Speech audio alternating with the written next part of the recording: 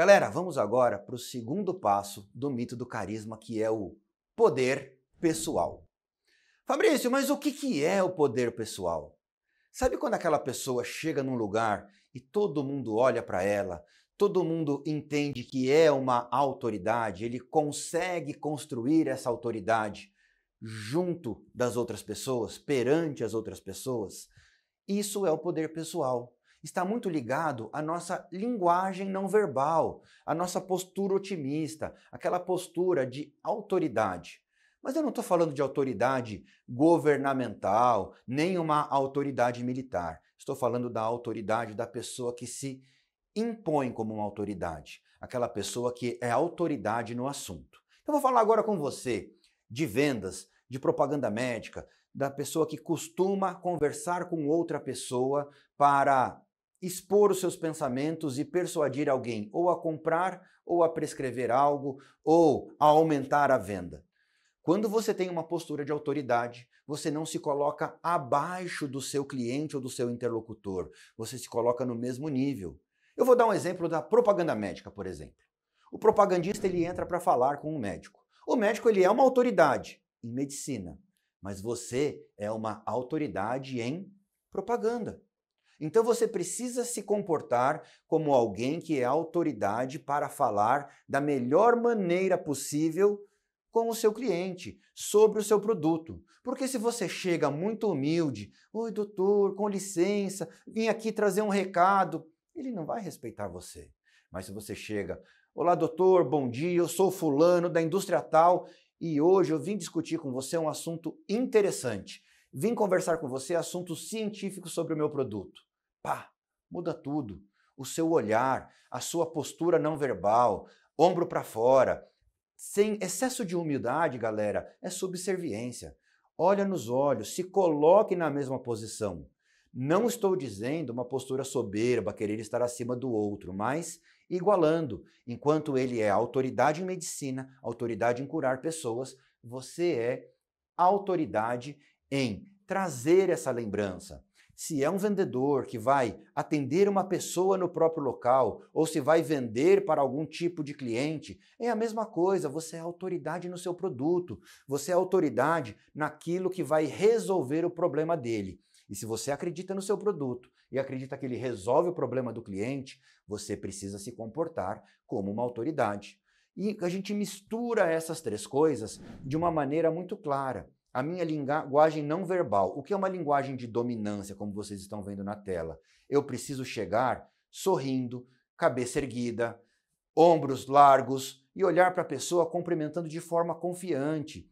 Postura otimista não é aquela postura mais banalizada, sabe? Que você derruba um prato no chão e aí a pessoa fala assim: ah, pelo menos não me machuquei. Não é nada disso. É um olhar confiante, um sorriso no rosto. É chegar daquele jeito como alguém que veio resolver o seu problema. Imagina só, vou dar um exemplo, uma metáfora aí do jogo de futebol. Imagina se um zagueiro olha para um Cristiano Ronaldo e fala assim: você é meu ídolo, meu Deus, que honra jogar com você. Ele já deita em cima dos outros normalmente, se fizer isso mais ainda. O que o cara tem que fazer? Hoje não é seu dia, hoje eu vim aqui para resolver o meu problema. Você é problema seu, com altivez, com postura, para que a outra pessoa sinta: eu estou conversando com alguém que tem poder pessoal. Vamos falar um pouco mais sobre o poder pessoal. A gente já falou, carisma pode ser aprendido. E quando a gente fala de poder pessoal, a gente pensa em pessoas ricas e famosas. Porém, essas pessoas ricas e famosas se tornaram ricas e famosas se utilizando do poder pessoal. É muito interessante porque eu lembro do filme Prenda-se Me For Capaz, esqueci o nome do ator agora, mas é o Leonardo DiCaprio. E tem uma cena lá que o pai dele leva ele, compra um terno, consegue emprestado um terno para ele, e aí ele leva o pai até a porta do banco, abre a porta do banco como se fosse um motorista, o pai desce e o gerente do banco vem receber aquela pessoa que parece ser uma autoridade na porta. Isso é muito interessante a gente falar. O carisma pode ser utilizado para o bem ou para o mal. Utilizem para o bem, utilize para transformar o mundo ao seu redor com boas coisas, com o seu conhecimento. Mas nessa cena do filme ele utiliza. E o gerente, acostumado a tratar pessoas do alto escalão, nem quis olhar quem era. Viu descendo de motorista, foi receber lá na porta. Isso é a aparência. Uma dica, como que eu faço para ter uma aparência para conquistar ainda mais as outras pessoas? Utilize roupas atemporais.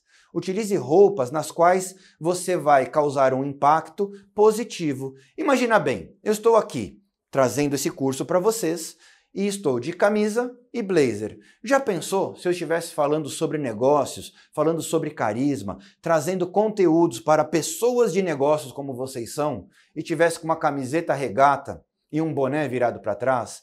Será que teria o mesmo impacto?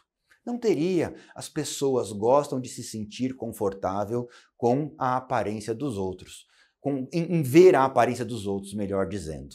E aí entra um fato muito importante. Tem uma outra pesquisa que eu quero trazer para vocês, que pesquisadores do MIT nos Estados Unidos, eles pesquisaram e acompanharam vendedores. E eles conseguiram identificar em 87% das vezes se o vendedor conseguiria fazer a venda ou não, somente da maneira que ele se expressava e somente da maneira como ele se comportava. Imagina só essa imagem da Mulher Maravilha, se fosse aquela mulher com uma aparência fraquinha, tristinha, uma aparência na qual ela não colocasse informação de poder, se ela não passasse sensação de poder. Ninguém acreditaria que ela era uma super-heroína. E a gente já vai falar um pouquinho mais da Mulher Maravilha mais para frente do treinamento, no treinamento, porque a postura e a criação dela foi baseada no comportamento humano, na maneira da gente conseguir impactar melhor ainda as pessoas. A postura do poder pessoal é algo que traz toda a diferença. Outra pesquisa, eu gosto de trazer números para vocês, para que vocês consigam entender o seguinte: se eu mudo a minha postura, se eu mudo a forma simplesmente de como eu me porto num lugar, eu consigo melhorar a minha produção de hormônios ligados à energia e também ao bem-estar. Olha só que interessante esse vídeo que eu vou passar a seguir.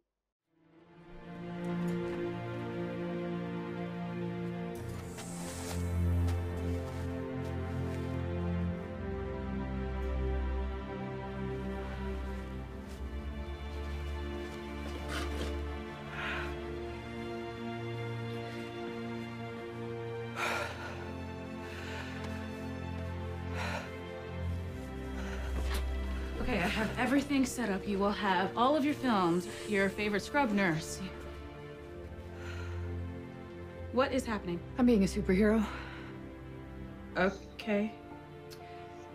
There's a scientific study that shows that if you stand like this in superhero pose for just 5 minutes before a job interview or a big presentation or a really hard task, you will not only feel more confident, you will perform measurably better. Seriously? Seriously.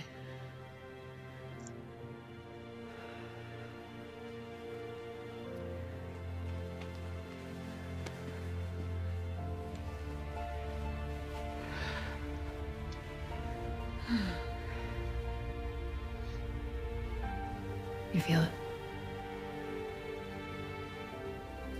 We're superheroes. We are superheroes. Hold up your head and enter the arena and face the enemy.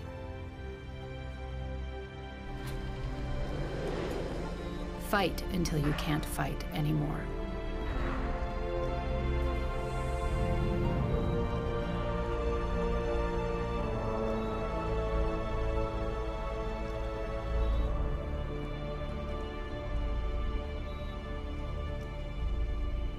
Never let go. Never give up. Here's the plan. Você viu que interessante? Quando ela mudou a postura dela, quando ela se concentrou no presente e trouxe a postura da Mulher Maravilha, que muitas pessoas falam que é a postura do herói, mas é a postura da Mulher Maravilha, ela conseguiu aumentar a produção de dopamina, que é o hormônio da motivação. e ela se sentiu mais motivada e mais concentrada para fazer aquela cirurgia. E essa postura tem a ver com o slide anterior, onde eu mostrei a Mulher Maravilha. Essa postura foi estudada por uma pessoa chamada Marston. Marston, ele criou os perfis de comportamento DISC. Você executivo, você que já fez entrevista de emprego, em algum momento deve ter feito o teste DISC. O teste DISC, ele analisa o comportamento das pessoas. O teste DISC, ele analisa a forma das pessoas se comportarem e é dividido em quatro comportamentos diferentes, que é o dominante, o influente, o estável e o conforme. Uma pessoa gosta de sair fazendo, outra pessoa gosta de se comunicar com outro, outra pessoa gosta de analisar profundamente e outras pessoas gostam de cuidar de outras pessoas. Genericamente falando, o DISC vai muito além disso. Mas são 4 perfis de comportamento. E Marston, ele criou esse perfil porque ele era especialista em desenvolvimento humano e ele tinha uma outra característica. Ele morava numa sociedade muito conservadora nos Estados Unidos e era casado com 2 mulheres. E pelo fato de ser casado com 2 mulheres, ele era muito julgado. E as mulheres dele também eram muito julgadas pela sociedade. Certo dia, ele entrou no banheiro do quarto dele e uma das esposas estava exatamente nessa posição. E ele falou para ela: "O que você está fazendo?" Ela disse: "Eu não sei, mas toda vez que eu faço isso, eu saio pronta para levar os filhos na escola e aguentar os olhares." Ele começou a estudar esse comportamento e percebeu que quando nós ficamos 5 minutos nessa posição, eu consigo aumentar em até 20% a minha produção de dopamina e serotonina. E quando faz isso, aumenta a minha motivação e aumenta o meu bem-estar. Então a postura pessoal te traz mais confiança, a postura pessoal te traz também mais formas de se relacionar. Você consegue mostrar para a pessoa e se conectar com ela de uma forma mais prática. Terceiro ponto, cordialidade e amabilidade. O que é a cordialidade e amabilidade?